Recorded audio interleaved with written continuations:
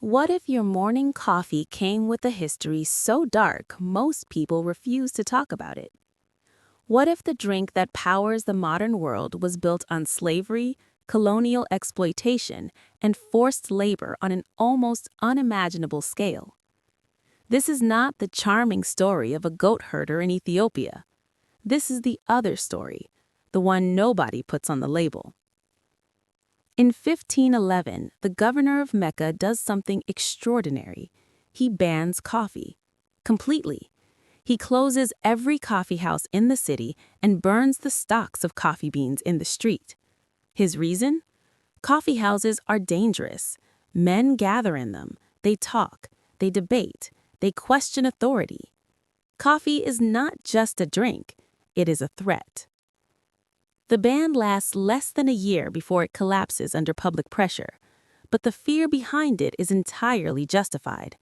Wherever coffee goes, dissent follows. By the 1700s, coffee has conquered Europe. Demand is insatiable, and meeting that demand requires something monstrous.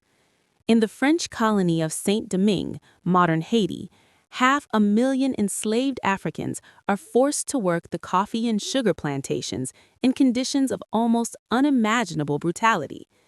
They are worked to death. Literally.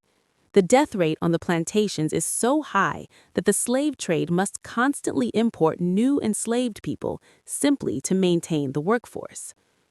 By 1789, Saint-Domingue produces more than half of all the coffee consumed in the entire world.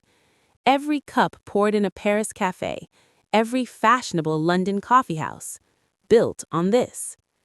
But in 1791, something extraordinary happens.